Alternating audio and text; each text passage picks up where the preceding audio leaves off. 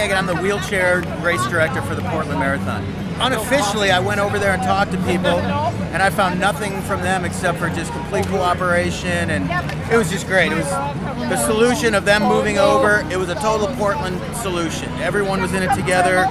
They were pro-race, we're pro, they're right to be out there. We finished early, and no contact with any protesters whatsoever. And I wouldn't have minded if I did, because they would have been cheering. I probably did, and there were probably people on the course cheering. You know, it's not the kind of protest, I think, where people are going to take a chair and throw it into a Starbucks window. It's a, we are having a problem, and we need the problem addressed. And it's much more mature than we were when I was young. We probably would have done something a little more extreme, and I'm so glad the way they're doing it. Educated people getting their point across. The plan today is for two marches, one coming from the South Park blocks here in PSU, marching down eventually to Chapman Park, which is where the main occupation is. The second march is coming from the North Park blocks in the Pearl District and moving in the same direction. At some point, those two marches should meet up. Then we are going to gather about the same time that the Chapman Park opens back up to the public. Mic check! Mic check! I've read a lot of articles. And seen a lot of people on TV. Who want to know what we want. And want to know what we're upset about. I'm going to use a word I think they already know. The word is kleptocracy. And it means government. By thieves. And it's usually used to refer to governments that are so weak that a small number of people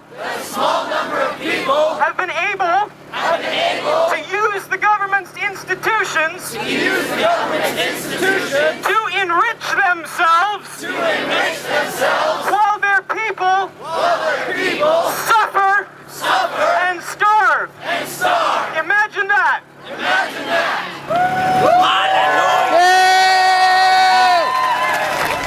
We felt like people were camped out here for a long time and needed something hot and good, and did our marches in the 60s, and a little old for that now, but we can be of support, and that's what we want to be doing, and felt like maybe some good warm food would be a help. I've been watching the movements all the way from Wisconsin to New York, and now it finally caught on in Portland, the biggest one in the country, and all over the country and all over the world. And I just think it's a really neat thing, and I think that the process, that the internal process is really, really wonderful. How they chant to each other all the way back so they can hear each other through the crowds, and they applaud by waving their fingers, and it's quiet and it's orderly, and it's really been neat.